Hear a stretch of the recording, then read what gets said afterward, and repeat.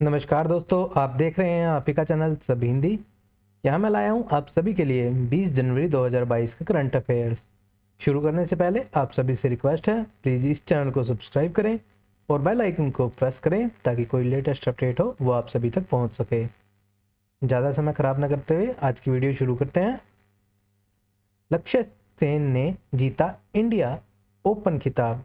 भारत के लक्ष्य सेन ने यूनेक्स सनराइज इंडिया ओपन जीतकर अपना पहला सुपर 500 खिताब हासिल किया।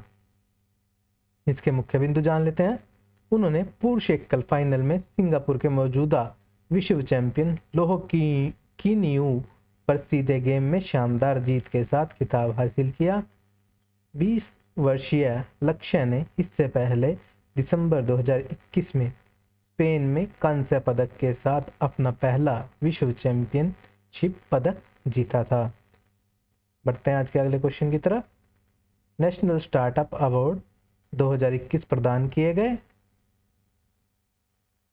भारत सरकार ने राष्ट्रीय स्टार्टअप पुरस्कार 2021 के विजेताओं की घोषणा की और 46 स्टार्टअप को उनके संबंधित क्षेत्रों में उनके योगदान के लिए सम्मानित किया गया। सरकार ने इस समारोह के दौरान एक इनक्यूबेटर और एक एक्सेलरेटर को भी पुरस्कार से सम्मानित किया।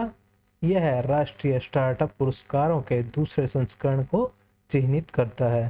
कृषि से लेकर पशुपालन और उद्यम प्रौद्योगिकी से लेकर फिनटेक तक 15 सेक्टरों और 49 उप क्षेत्रों से आवेदन आमंत्रित किए गए थे।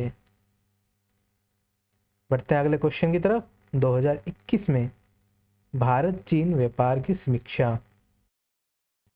2021 में भारत और चीन के बीच व्यापार लगभग 125 बिलियन डॉलर रहा। चीन से भारत का आयात 100 बिलियन अमेरिकी डॉलर था। आयात की अधिकांश मांगे मशीनरी में थी। भारत को 2021 में चीन के साथ 69.4 बिलियन डॉलर के व्यापारिक घाटे का सामना करना पड़ा। यह 2019 में सामना किए गए व्यापार घाटे से 22% अधिक है। देख लेते हैं कितना आयात और निर्यात हुआ भारत में। चीन से भारतीय आयात 2019 की तुलना में 20% अधिक था। दूसरी ओर 2019 और 2021 के बीच चीन को भारतीय निर्यात में 56% की वृद्धि हुई। 2021 में चीन को भारतीय निर्यात 28.1 बिलियन डॉलर था, लेकिन फिर भी चीन से भारत का आयात 100 बिलियन अमेरिकी डॉलर है। देख लेते हैं चीन के बारे में। विश्व के मानचित्र में चीन दिखाया गया है लाल रंग में। चीन की राजधानी है बीजिंग। चीन के राष्ट्रपति हैं मिस्टर शी जिनपिंग जी और चीन की मुद्रा है चीनी युआन। बढ़ते हैं आज के अगले क्वेश्चन की तरफ। हरियाणा ने निजी क्षेत्र में स्थानीय निवासियों के लिए 75% नौकरियां आरक्षित की। हरियाणा राज्य स्थानीय उम्मीदवारों का रोजगार अधिनियम वर्ष 2020 में पारित किया गया था। यह अधिनियम राज्य के स्थानीय निवासियों के लिए 75% नौकरियों को सुरक्षित रखता है। अधिनियम की मुख्य विशेषताएं जान लेते हैं। यह अधिनियम सभी साझेदारी फर्मों, कंपनियों, ट्रस्टों, सोसाइटियों और 10 या 10 से अधिक व्यक्तियों को रोजगार देने वाले किसी भी संगठन पर लागू होता है। यह अधिनियम राज्य और केंद्र सरकार पर लागू नहीं होता। यह अधिनियम 10 साल के लिए यानी 2030 तक लागू रहेगा। राज्य में एम्प्लॉयर को स्थानीय उम्मीदवारों को 75% नौकरियां प्रदान करनी होंगी। यह नौकरियां वे हैं जो 50,000 रुपये तक वेतन प्रदान करती हैं। एम्प्लॉयर को अपने सभी कर्मचारियों को एक निर्दिष्ट पोर्टल पर पंजीकृत करना होगा। यदि आवश्यक कौशल के पर्याप्त स्थानीय उम्मीदवार नहीं हैं, तो एम्प्लॉयर छूट का दावा कर सकता है। इस छूट का मूल्यांकन उपायुक्त द्वारा किया जाएगा। उपायुक्त इस दावे को स्वीकार या अस्वीकार कर सकता है। वह उम्मीदवार को औपचारिक परीक्षण प्रदान करने के लिए एम्प्लॉयर को दिशा निर्देश भी दे सकता है। देख लेते हैं हरियाणा के बारे में। भारत के मानचित्र में हरियाणा दिखाया गया है लाल रंग में, और हरियाणा की राजधानी है चंडीगढ़। हरियाणा के मुख्यमंत्री हैं मिस्टर मनोहर लाल खट्टर जी, और हरियाणा के राज्यपाल हैं श्री बंडारू दत्तात्रेय जी।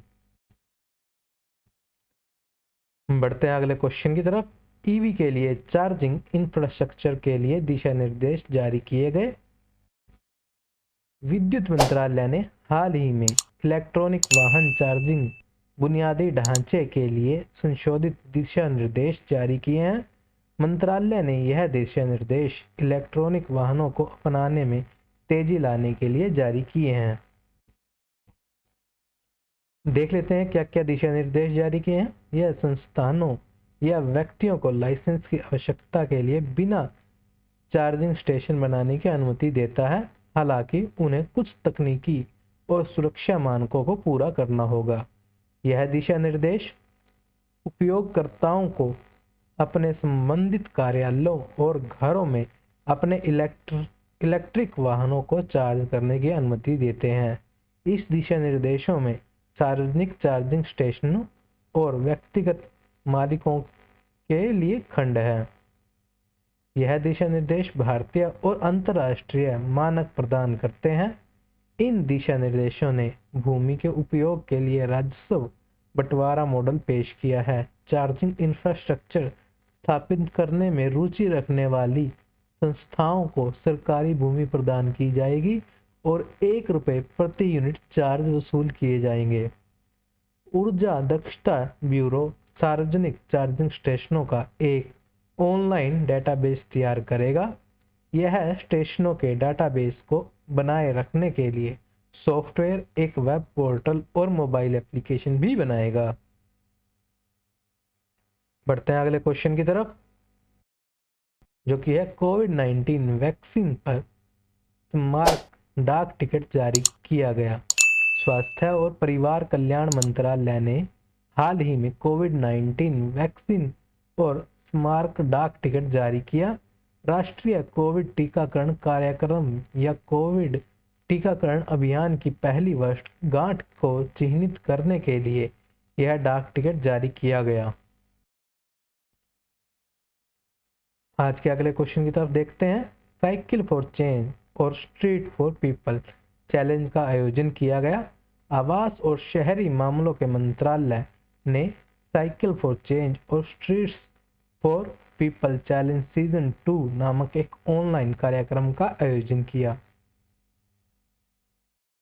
बढ़ते हैं अगले क्वेश्चन की तरफ। World employment and social outlook report जारी की गई।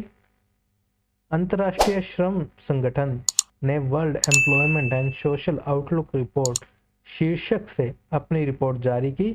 इस रिपोर्ट में अंतर्राष्ट्रीय श्रम संगठन ने 2022 में वैश्विक बेरोजगारी 207 मिलियन रहने का अनुमान लगाया है। रिपोर्ट के क्या निष्कर्ष हैं जान लेते हैं उनके बारे में। 2022 में वैश्विक बेरोजगारी 2007 मिलियन तक पहुंच जाएगी। यह 2019 की तुलना में लगभग 21 बिलियन अधिक है। 2022 में काम के कुल घंटे महामारी से पहले के स्तर से लगभग 2% कम होंगे। 2022 में 52 मिलियन पूर्णकालिक समकक्ष नौकरियों की कमी होगी। बढ़ते हैं आज के अगले क्वेश्चन की तरफ। पेंच टाइगर रिजर्व में कोल्लर वाली बाघिन की मृत्यु हुई। भारत के पेंच टाइगर रिजर्व में कोल्लर वाली बाघिन की हाल ही में मृत्यु हो गई। मध्य प्रदेश राज्य के वन विभाग द्वारा कोल्लर वाली बाघिन का अंतिम संस्कार किया गया। 16 साल की उम्र में इस बाघिन की मृत्यु हुई। आज के लिए ओपन डाटा वीक क्या है? आवास और शहरी मामलों के मंत्रालय द्वारा ओपन डेटा वीक शुरू किया गया। यह सप्ताह 17 जनवरी 2022 और 21 जनवरी 2020 के बीच मनाया जा रहा है। यह देश के शहरी पारिस्थितिक तंत्र में नवाचार को बढ़ाने के लिए प्रोत्साहित करता है। आज के लिए इतना ही। आशा है आज की वीडियो आपको पसंद आई होगी। Thank you for watching. Thank you so much.